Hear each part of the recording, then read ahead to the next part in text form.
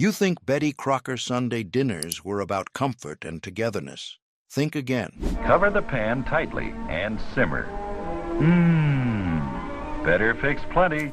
Between 1960 and 1979, Betty Crocker Sunday dinners were strategic operations, timed, tested, and executed with military precision on Sunday mornings. Your grandmother made company pot roast every Sunday in 1967. 3 pounds of chuck, Betty Crocker's red cookbook propped against the Formica countertop, family reputation balanced on whether the gravy thickened before guests arrived or you served shame.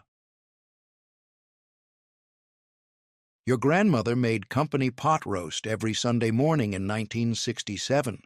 3 pounds of chuck roast she paid $1.89 for at the A&P on Saturday, browned in her mother's cast-iron Dutch oven, while the Sunbeam Mixmaster Word mashed potatoes and the Pyrex percolator bubbled Maxwell House on the avocado green stovetop.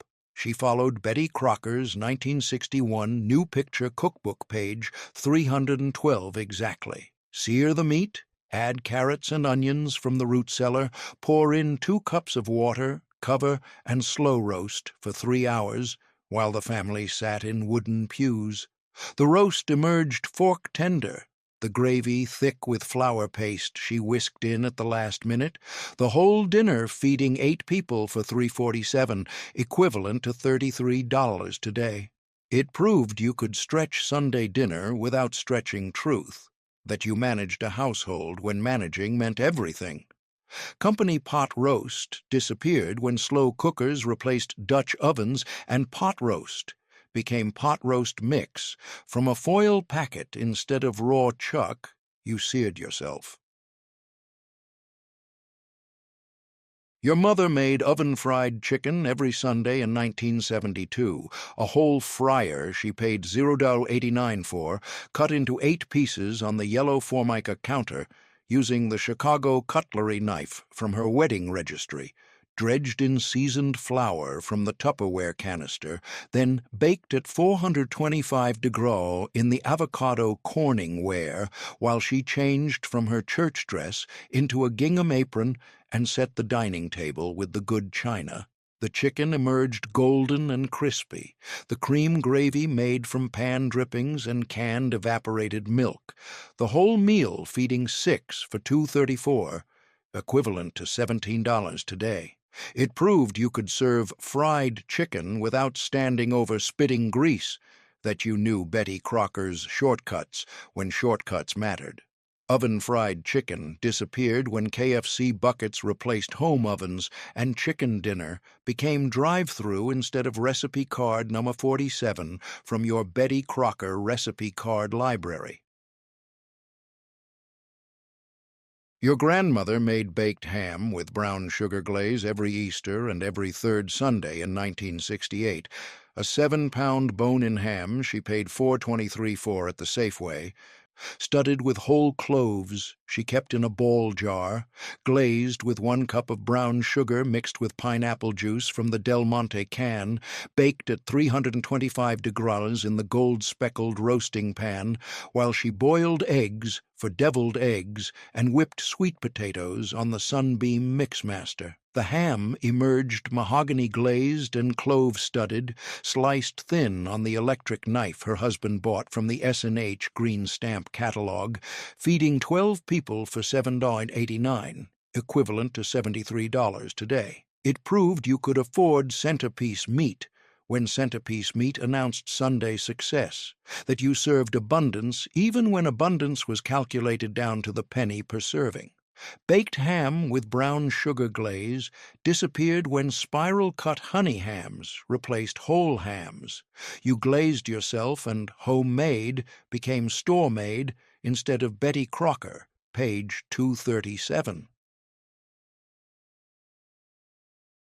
Your mother made Swiss steak every Sunday in 1973. 2 pounds of round steak she paid $1.67 for, pounded thin with the meat tenderizer mallet, dredged in flour, browned in the Revere ware skillet, then simmered in Betty Crocker's tomato sauce recipe. 1 can Hunt's tomato sauce, 1 chopped onion, 1 bell pepper from the garden for 90 minutes while she ironed church clothes and listened to the transistor radio on the windowsill. The steak emerged tender and fork-soft, the tomato sauce thick and peppery, the whole dinner feeding 5 for $2.98, equivalent to $20 today. It proved you could tenderize cheap cuts when tenderizing meant survival. Your grandmother made chicken divan casserole every Sunday in 1969, leftover roast chicken from Saturday night she stripped from the bones.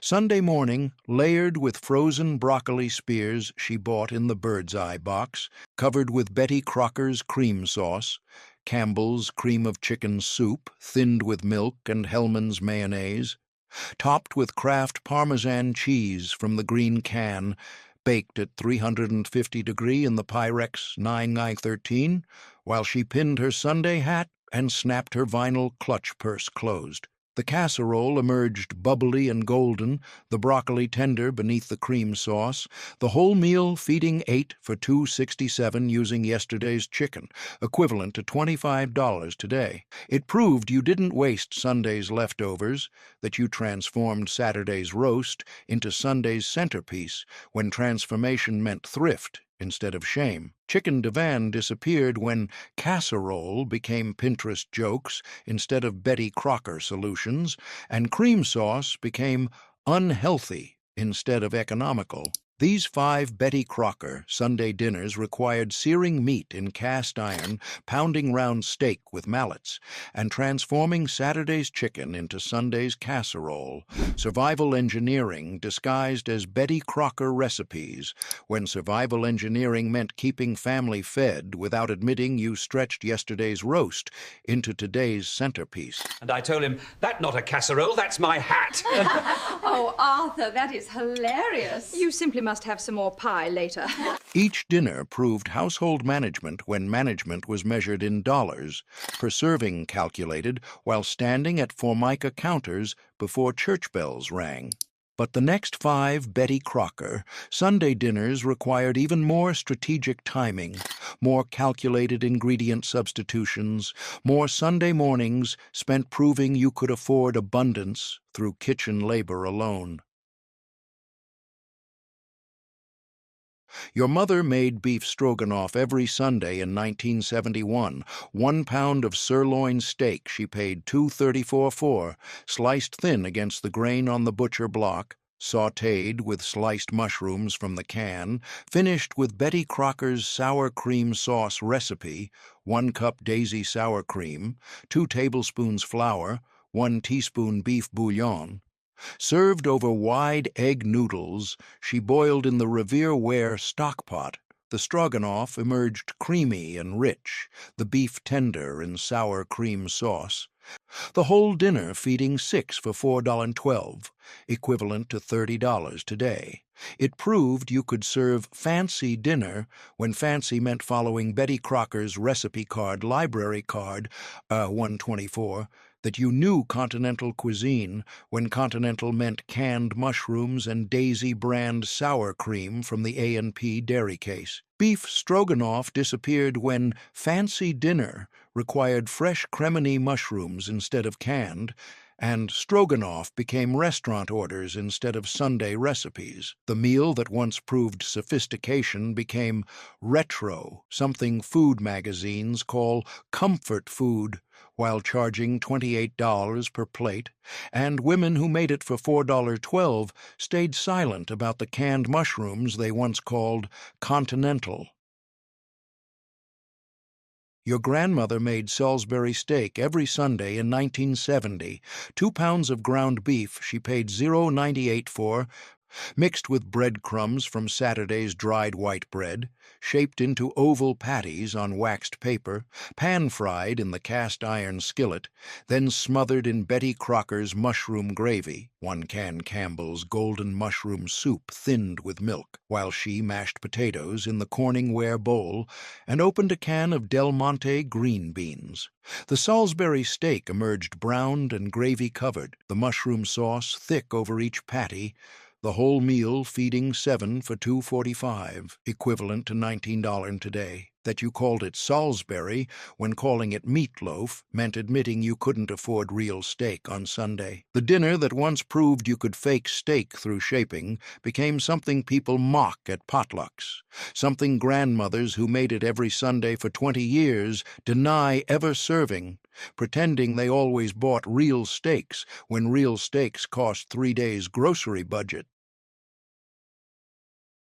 Your mother made pork chops with scalloped potatoes every Sunday in 1974, 6 bone-in pork chops she paid $2.67 for, browned in the electric skillet on the avocado countertop, layered over thinly sliced potatoes from the 10-pound sack, covered with Betty Crocker's cream sauce, Campbell's cream of mushroom soup mixed with canned milk, baked at 350 degrees in the Corningware casserole while she vacuumed the living room and dusted the black-and-white Zenith television. The pork chops emerged tender and cream-sauced, equivalent to $24 today. Processed instead of practical, something women serve at church suppers before younger wives whisper it's too much cream and pretend their grandmothers didn't build Sunday dinners on Campbell's soup cans. Your grandmother made chicken a la king every Sunday in 1965, leftover Sunday roast chicken she diced on the cutting board. Monday morning, cooked in Betty Crocker's white sauce, 4 tablespoons butter, 4 tablespoons flour, 2 cups milk from the glass bottle, mixed with canned peas and diced pimientos from the jar, served in Pepperidge Farm puff pastry shells she baked according to package directions while she polished the silver tea service and arranged fresh flowers from the garden in the crystal vase. The chicken a la king emerged creamy and elegant, the puff pastry shells golden and buttery, the whole meal feeding 8 for $3.56, using yesterday's chicken, equivalent to $34 today.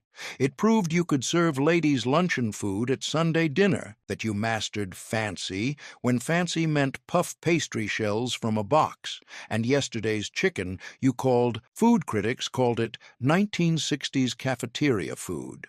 And women who served it at Sunday dinners stayed silent about the canned peas and jarred pimientos, pretending they always made French sauces when French meant following Betty Crocker's 3-step instructions. Your mother made stuffed cabbage rolls every Sunday in 1976. 1 head of green cabbage she paid $0.45 for, cored and steamed until the leaves softened.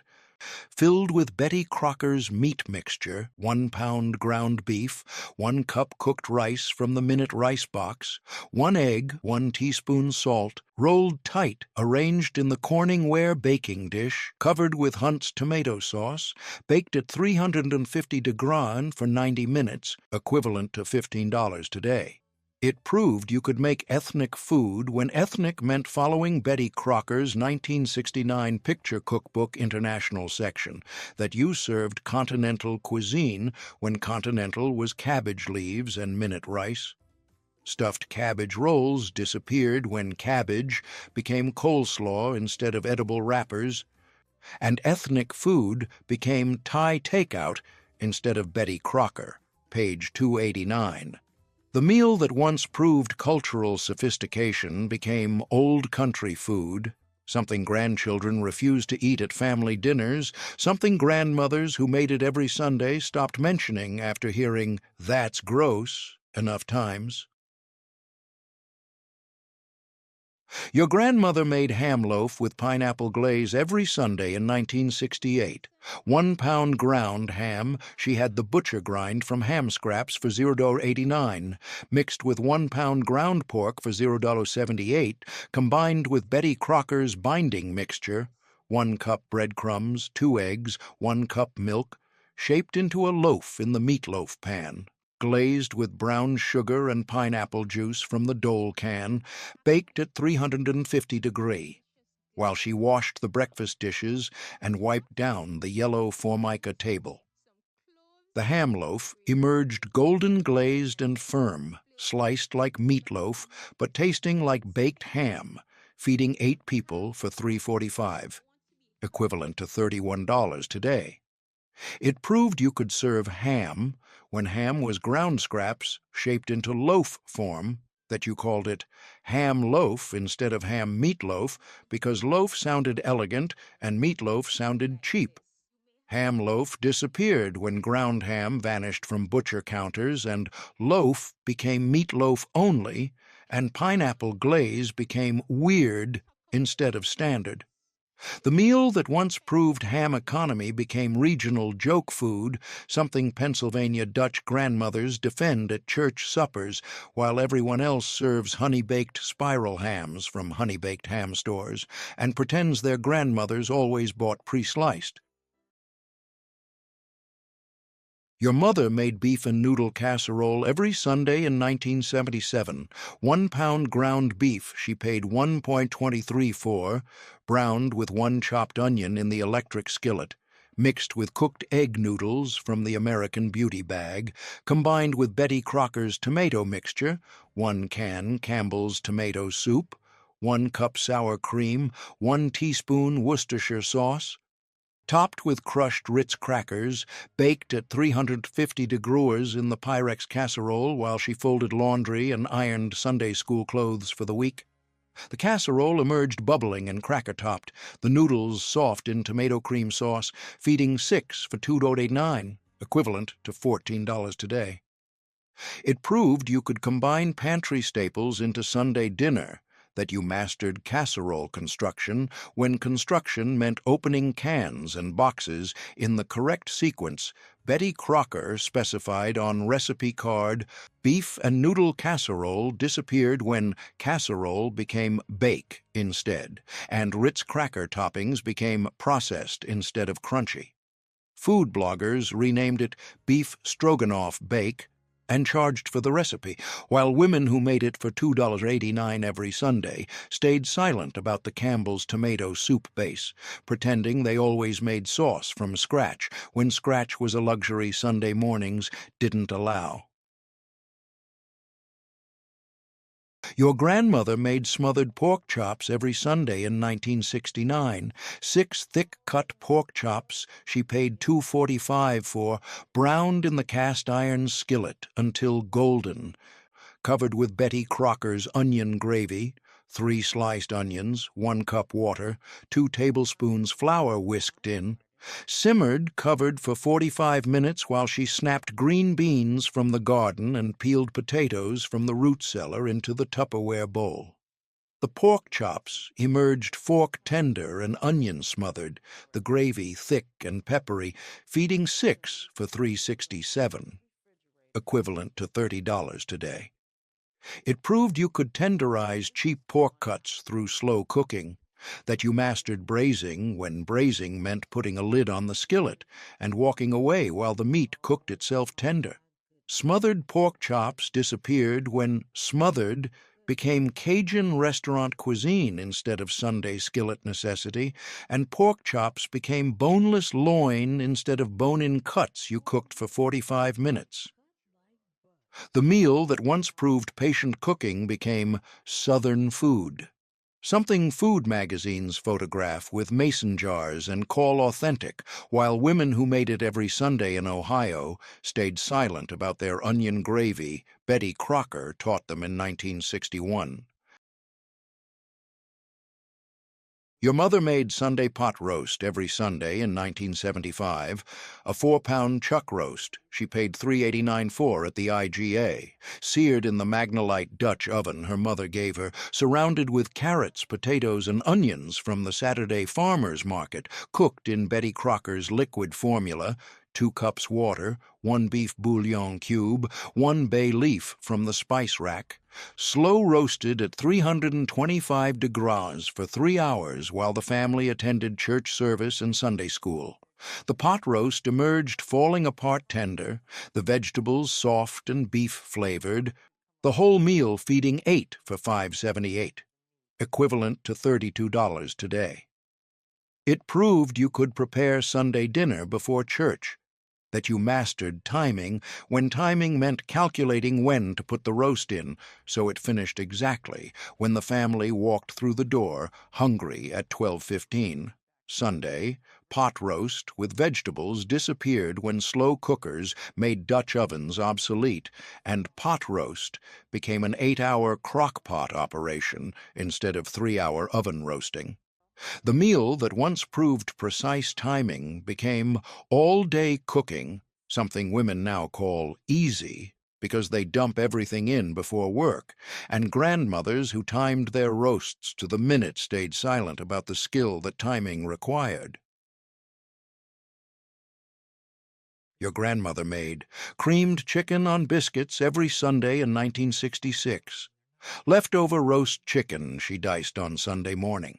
Cooked in Betty Crocker's cream sauce, 3 tablespoons butter, 3 tablespoons flour, 2 cups milk from the milkman's glass bottle, 1 teaspoon chicken bouillon. Served over Bisquick biscuits, she mixed and baked while the cream sauce simmered, spooned onto each plate at the dining table covered with the white linen tablecloth ironed Saturday night. The creamed chicken emerged thick and rich, the biscuits fluffy and butter-topped, feeding 6 for $2.45 using yesterday's chicken, equivalent to $23 today. It proved you didn't waste Sunday's chicken, that you transformed yesterday's roast into today's special by adding cream sauce and calling it creamed chicken instead of leftovers on biscuits. Creamed chicken on biscuits disappeared when cream sauce became bechamel from scratch instead of Betty Crocker's 3-tablespoon formula, and biscuits became refrigerated tubes you popped open instead of Bisquick you stirred. The meal that once proved leftover transformation became nursing home food, something people joke about at potlucks, and women who served it every Sunday for 10 years pretended they never ladled cream sauce over yesterday's chicken when yesterday's chicken kept the family fed. Your mother made mock chicken legs every Sunday in 1973, 1 pound ground veal she paid $1.89 for, mixed with 1 pound ground pork for $0.98. Shaped around wooden skewers into drumstick shapes, following Betty Crocker's picture cookbook page 265 instructions, rolled in seasoned breadcrumbs, baked at 375 degrees on the broiler pan while she vacuumed the living room and arranged silk flowers in the ceramic vase on the coffee table. Rolled in seasoned breadcrumbs, baked at 375 degrees on the broiler pan while she vacuumed the living room and arranged silk flowers in the ceramic vase on the coffee table. The mock chicken legs emerged golden and drumstick-shaped, the meat mixture holding firm around each skewer, feeding 6 for $3.67, equivalent to $24 today. It proved you could fake chicken legs when chicken legs cost more than ground veal and pork combined, that you shaped meat around skewers and called it mock, because calling it shaped meatloaf meant admitting you couldn't afford real chicken on Sunday. Mock chicken legs disappeared when wooden skewers became kebab sticks instead of fake drumstick forms, and mock became deceptive instead of economical. The meal that once proved kitchen creativity became weird 1970s food, something food blogs photograph for clicks, and women who shaped them around skewers every Sunday stayed silent about the fake drumsticks, pretending they always served real chicken when real chicken cost double. Your grandmother made braised short ribs every Sunday in 1970, 3 pounds of beef. Short ribs she paid $2.34 for, browned in the Lodge cast-iron Dutch oven, surrounded with carrots, turnips, and parsnips from the root cellar, braised in Betty Crocker's liquid, 2 cups beef broth from the jar of Better Than Bouillon, 1 cup red wine from the cooking wine bottle, slow-cooked at 300 degrees for 3 hours while she polished church shoes and pressed Sunday dresses. Short ribs emerged fall-off-the-bone tender, the root vegetables soft and beef-flavored, feeding 6 for $4.12. equivalent to $35 today. It proved you could braise cheap cuts into elegance, that you knew slow cooking when slow cooking transformed tough ribs into Sunday centerpiece through heat, time, and Betty Crocker's instructions. Braised short ribs disappeared when braising became restaurant technique instead of Sunday necessity, and short ribs became $16.99 per pound at Whole Foods instead of $2.34 at the A&P. Food magazines call them luxurious, charge $42 per plate at bistros, and women who braised them for $4.12 every Sunday stayed silent about the root cellar vegetables and cooking wine, pretending they always knew braising was fancy. Your mother made chicken and rice bake every Sunday in 1978, 6 chicken thighs she paid $1.67 for, arranged over 2 cups, minute rice spread in the Corningware baking dish, covered with Betty Crocker's soup mixture, 1 can Campbell's cream of chicken, 1 can Campbell's cream of mushroom, 2 soup cans of water, sprinkled with Lipton onion soup mix from the packet, baked at 350 degrees for 90 minutes while she read Reader's Digest and drank iced tea on the patio. The chicken and rice bake emerged tender and soup-sauced, the rice cooked perfectly beneath the chicken, feeding 6 for $3.12, equivalent to $14 today. It proved you could combine protein and starch in one dish, that you mastered dump and bake when dump and bake meant opening 3 cans in sequence and walking away. Chicken and rice bake disappeared when cream soup became dietary villain instead of Sunday solution, and dump and bake became Pinterest mockery instead of Betty Crocker efficiency. Food bloggers call it canned soup casserole, and women who made it every Sunday for $3.12 stayed silent at meal prep workshops about the 3 cans they opened, pretending they always made grain bowls when grain bowls cost triple what minute rice cost. Your grandmother made crown roast of pork every special Sunday in 1964. A crown roast the butcher tied for her, 8 ribs formed into a circle, 8.45 for 4 pounds, the center filled with Betty Crocker's apple stuffing, Pepperidge Farm, herb-seasoned stuffing, mixed with sautéed apples from the orchard, raisins, and chicken broth, roasted at 325 degrees for 2 hours while she set the dining room table with the wedding china, crystal goblets, and silver flatware polished Saturday night. The crown roast emerged golden and majestic, the apple stuffing baked inside the crown, feeding 10 for $11.78, equivalent to $115 today. It proved you could serve magazine-worthy centerpiece, that you ordered special cuts from the butcher when special occasions demanded visual proof of abundance, when Sunday dinner guests judged you by whether your roast stood up like Betty Crocker's photograph or collapsed like failure. Crown roast of pork with apple stuffing disappeared when butchers stopped tying crown roasts to order and special occasion became restaurant reservations instead of home cooking. The roast that once proved you could execute Betty Crocker's most difficult recipe became vintage entertaining, something people photograph at historical dinners. And women who made it stayed silent about asking butchers for help, pretending they always knew how to tie crown roasts themselves. Your mother made beef goulash every Sunday in 1976. 2 pounds beef stew meat she paid $2.89 for, cut into 1-inch cubes, browned in the electric skillet, simmered in Betty Crocker's paprika sauce, 2 tablespoons Hungarian paprika from the spice rack, 1 chopped onion, 1 can tomato sauce, 1 cup beef broth, finished with daisy sour cream stirred in at the end, served over wide egg noodles while she folded the Sunday newspaper and listened to Paul Harvey on the AM radio. The goulash emerged rich and paprika red, the sour cream swirled through the sauce, feeding 6 for $4.23.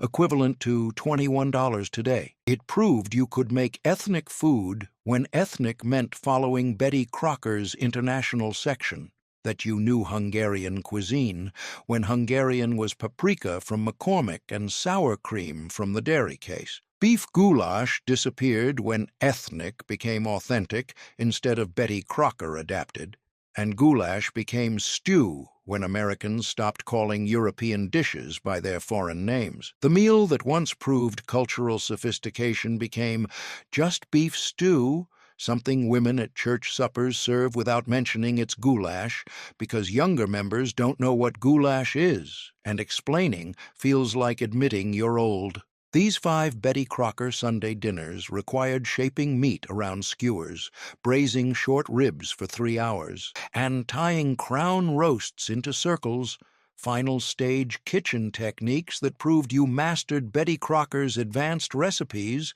when mastery meant executing special occasion dinners that stood up on plates instead of collapsed into shame. Each recipe demanded Sunday afternoons spent browning, braising, and timing, proving sophistication through hours of unseen labor when sophistication was mandatory and labor was invisible. But the final 5 Betty Crocker Sunday dinners required the ultimate deception, transforming the cheapest ingredients into dinners you served on wedding china without apology. Your grandmother made tuna noodle casserole supreme every Sunday in 1967. 2 cans, chicken of the sea tuna, she paid 0.59 each for, drained and flaked, mixed with cooked egg noodles from the American Beauty bag, combined with Betty Crocker's cream sauce, 1 can Campbell's cream of mushroom soup, 1 cup milk, 1 cup frozen peas, topped with crushed potato chips from the Lay's bag, baked at 350 degrees in the Pyrex casserole while she washed the breakfast dishes and swept the kitchen linoleum. The tuna noodle casserole emerged bubbling and chip-topped, the tuna mixed throughout the cream sauce, feeding 8 for $2.34, equivalent to $22 today. It proved you could serve fish on Sunday when fish was canned tuna instead of fresh, that you called it supreme because supreme made canned tuna sound elegant instead of economical, made casserole sound special instead of stretching 2 cans of fish across 8 people. Tuna noodle casserole. Supreme disappeared when tuna casserole became Midwestern joke food and canned tuna became sandwich only instead of Sunday centerpiece. The meal that once proved seafood economy became something people mock, something grandmothers who made it every Sunday for 20 years deny ever serving, pretending they always bought fresh fish when fresh fish cost 6 times what canned tuna cost. Glazed pork tenderloin. Your mother made glazed pork tenderloin every Sunday in 1979. A 2-pound pork tenderloin she paid $4.67 for, the most expensive cut she bought all month, brushed with Betty Crocker's glaze, 1/4 cup honey mixed with 2 tablespoons Dijon mustard from the gray Poupon jar, 1 tablespoon soy sauce. Roasted at 375 degrees for 45 minutes while she vacuumed and dusted the living room and arranged fresh flowers from the grocery store in the crystal vase. The pork tenderloin emerged golden glazed and honey mustard crusted, sliced thin on the electric knife, feeding 6 for $5.89, equivalent to $24 today. It proved you could afford premium cuts occasionally, that you knew pork tenderloin when tenderloin meant following Betty Crocker's 1978 updated recipes when Sunday dinner guests judged whether you kept current with Betty Crocker's modern updates or still served 1960s recipes. Glazed pork tenderloin disappeared when honey mustard became sandwich condiment instead of glaze, and pork tenderloin became weeknight meal instead of Sunday special. The meal that once proved you could afford the expensive cut became basic, something people serve on Tuesday, and women who saved for tenderloin all month stayed silent about what premium meat once cost, pretending they always bought it casually. Your grandmother made chicken tetrazzini every Sunday in 1968, leftover roast chicken she diced on Sunday morning, mixed with cooked spaghetti from the Prince pasta box, combined with Betty Crocker's rich sauce, 1 Ken Campbell's cream of mushroom soup, 1/2 cup sherry from the cooking wine bottle, 1 cup chicken broth, topped with Kraft Parmesan cheese from the green can, baked at 375 degrees in the Corning ware until bubbling while she pinned her church hat and buttoned her good coat. The chicken tetrazzini emerged golden-topped and creamy, the spaghetti coated in mushroom sherry sauce, feeding 8 using yesterday's chicken for $2.89, equivalent to $27 today. It proved you could serve Italian cuisine when Italian meant pasta and cream sauce, that you knew tetrazzini when tetrazzini was Betty Crocker's leftover transformation recipe, not authentic Italian you couldn't pronounce or afford. Chicken tetrazzini disappeared when cream soup became dietary enemy and spaghetti became pasta you bought at Italian markets instead of Prince boxes from the A&P.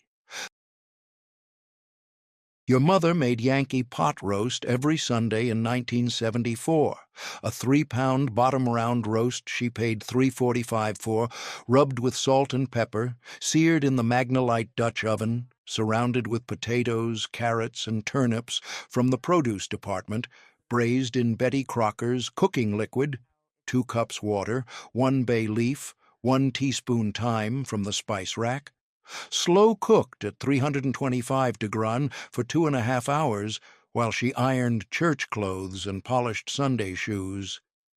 The Yankee pot roast emerged fork-tender and vegetable-surrounded, the cooking liquid reduced to gravy, feeding 6 for $4.78, equivalent to $28 today.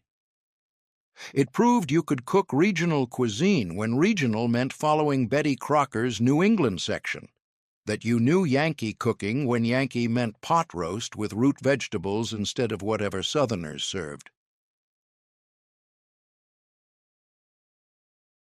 Your grandmother made Sunday fried chicken every Sunday in 1963. A whole fryer she paid $0.89 for, cut into 8 pieces, dredged in Betty Crocker's seasoned flour, 2 cups flour, 1 tablespoon salt, 2 teaspoons pepper, 1 teaspoon paprika, fried in Crisco, shortening in the cast-iron skillet until golden, served with mashed potatoes she whipped with the Sunbeam Mixmaster and cream gravy she made from the pan dripping. The fried chicken emerged golden and crispy-skinned, the mashed potatoes fluffy and butter-topped, because Sunday fried chicken meant something more than dinner, meant family gathered, meant you proved love through hot oil and cream gravy. Sunday fried chicken with mashed potatoes disappeared when KFC replaced home frying and homemade became too much work